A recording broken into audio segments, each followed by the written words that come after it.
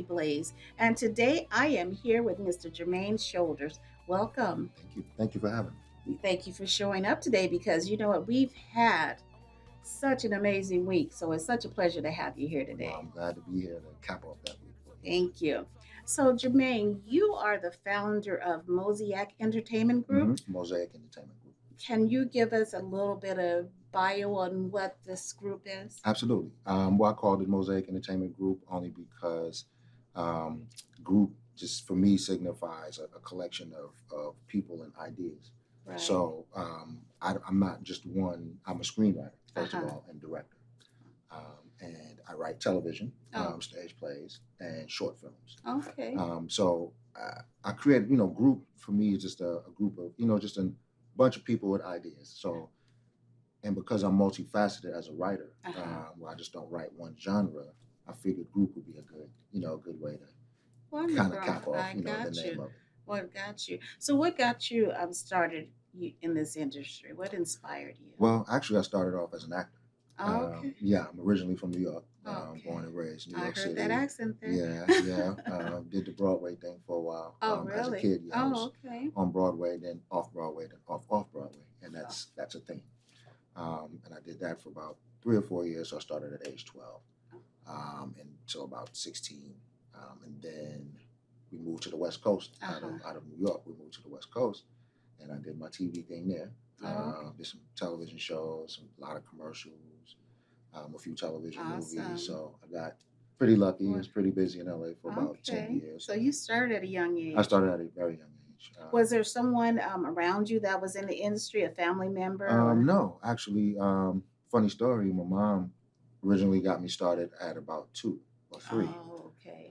And at this time, Bill Cosby was a big star. Mm-hmm. Long story short, his beard scared me. So my mom decided I wasn't ready. You weren't yet. ready yet. So I came to her actually. I was a big television kid. Used to watch a lot Did of Bill Cosby have a sitcoms. beard? Yeah, in the I- 70s, in the early Oh. 70s, he had a huge beard Oh. and a big, huge afro. Oh. So that he was selling the Jello pudding pops at the Uh-huh. time. So it scared me.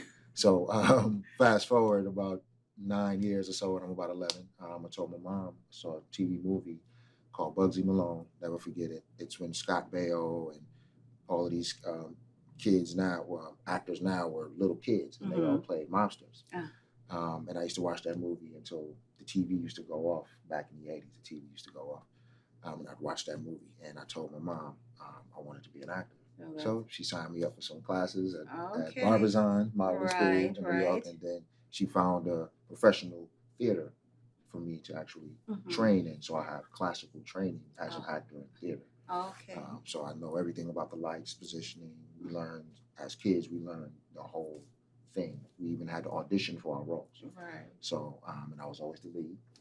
So I was a pretty good actor, I guess I could say. But He said, "Oh, it's always the yeah, lead." I was always the Popping lead. his collar down. Just pop my collar a little bit, toot my own horn a little bit. But we moved to the West Coast. In the 90s, I started writing. Oh, okay. I saw a change in the industry. It was a change in my life as well. And this was once you moved out to LA. Once I moved out to LA. Okay, you did the started Hollywood writing thing, then. And yeah, I started writing on sitcoms. I really wanted to break into sitcom television writing. Okay. And I had a few meetings. got a Okay, few you know what? meetings. You're gonna breathe a little bit and let me ask some Go questions ahead, here. ask You some done questions. took over I this. can This go show is all Kathy day. Blaze, Yeah, man. I'm sorry about that. Absolutely. So you got out to LA, Mhm. and so what age were you when you got to LA? 18. You were 18, and so you were starting to get into films Mhm. out in LA. Mhm. Okay. So I went from stage To films. So were you with an agent? I or- was. Yeah, I had Yeah. an agent in LA. I mean, New York. And Uh-huh. of course, connections. They have friends in LA. It Oh, was just a phone call. When I okay. got to LA, I started working immediately. Okay. So what was it? You were an actor and you enjoyed that. Mhm. What was it that made you want to start writing your own stuff? Um, I figured out I wasn't really as passionate Mm. about acting as I was about reading and writing.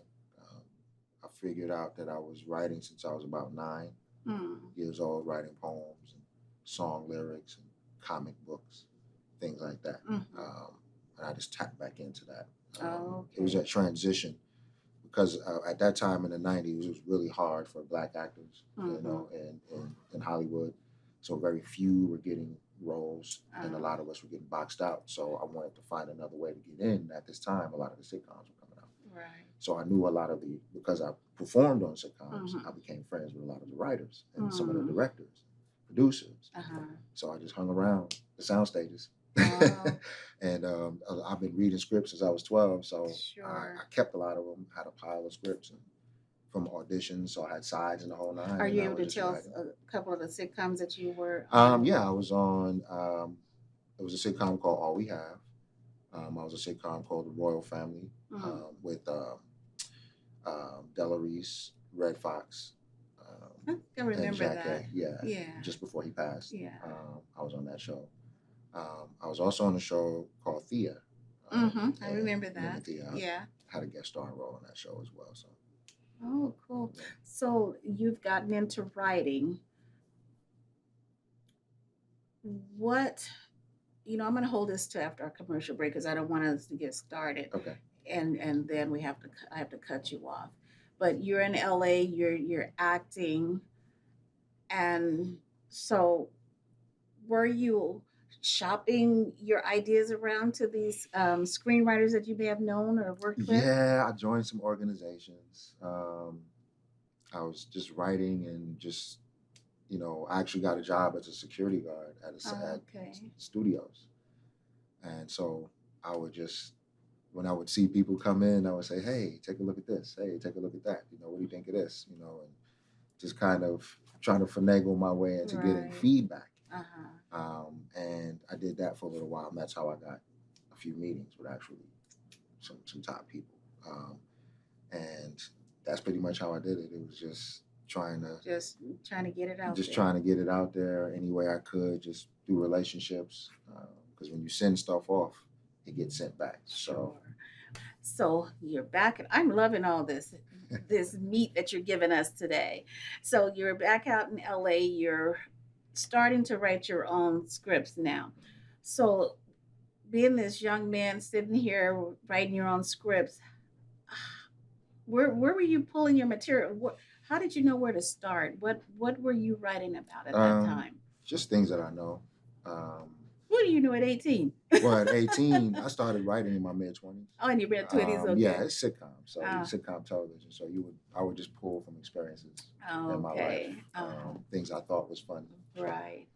Things that were on television that I thought was funny, people that I knew, as a teenager that I thought was cool, and then I had my first child, and then started writing from that perspective as a young father at the time.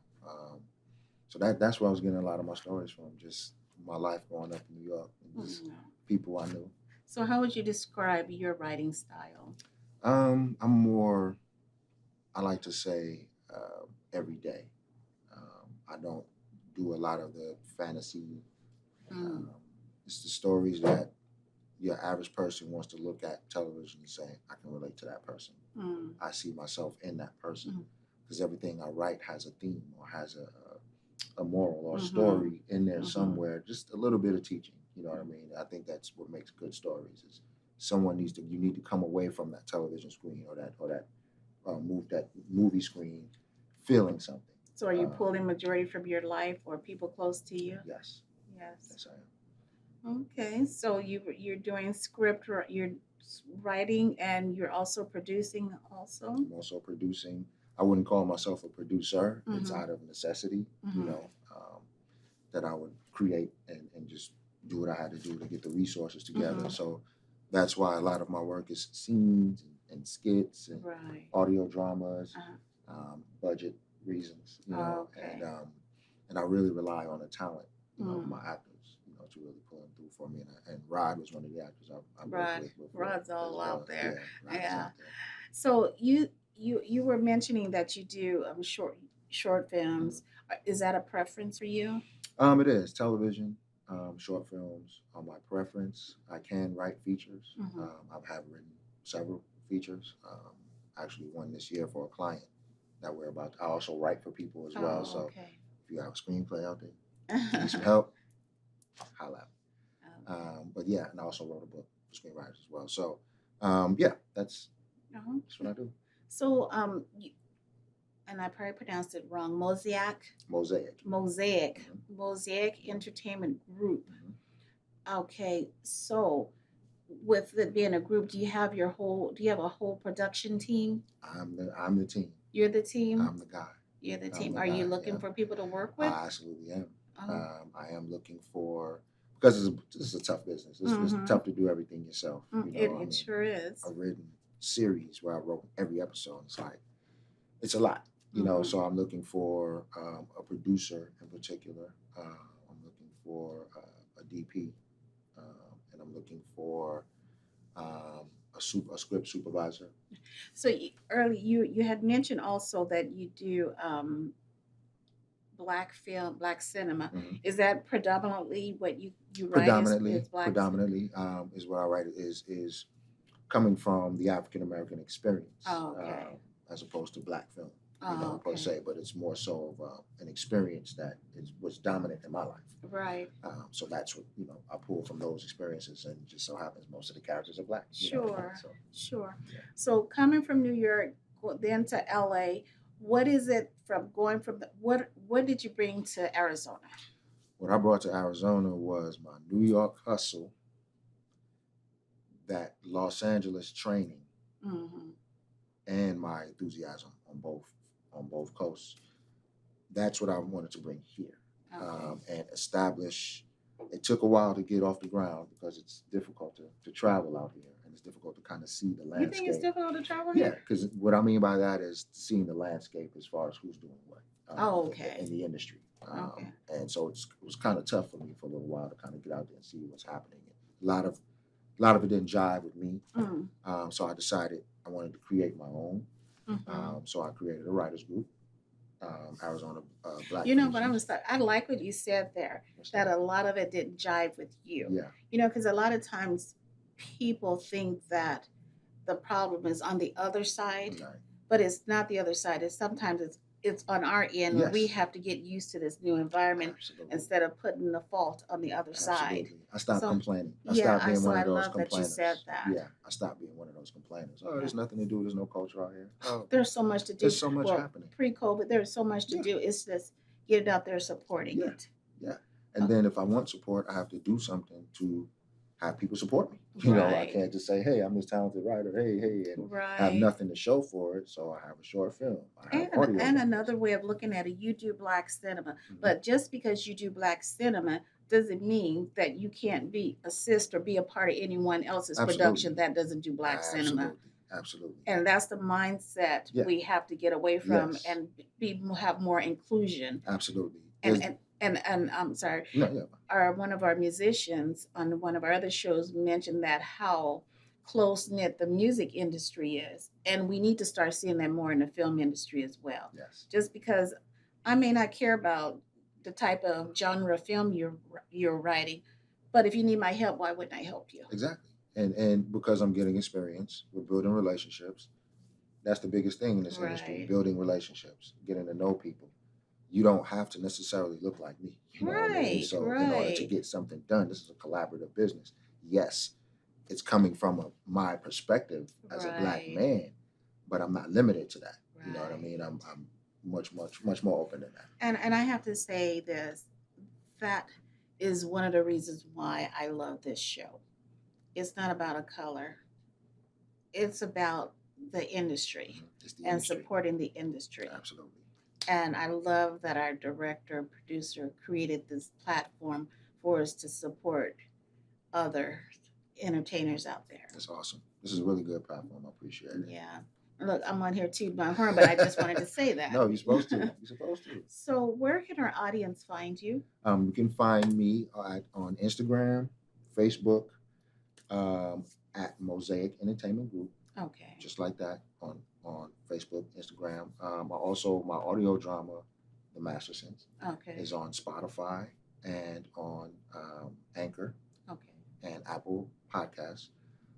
Me and Black. We Oh, also have the Black Film Nights yes. that we do every fourth Saturday Okay. at the Grassroots Bookstore in downtown Phoenix from 7 to 11 p.m. with Wonderful. independent films. We're also in works in creating what's called the Phoenix Filmmakers Collective. We're Okay. just a group. What we're hoping to achieve is creating a group of filmmakers who Mm-hmm. will, it's a networking group where we get together and we trade ideas. Okay. Like I said, I also write scripts for people, so I also do script coverage, where I can do a basic script coverage or I can do a deep analysis. So we do that. We also have writers, Okay, actors well, reading you make writers. that group, you make that group happen because there's so many Yeah, people that have tried it in mhm. the industry I and know, something happens I and it know. just fizzles out. So make it Right. happen. Oh, it's going to go down. Well, thank you for joining us today. It Thank was you such very a much for having pleasure. me. I appreciate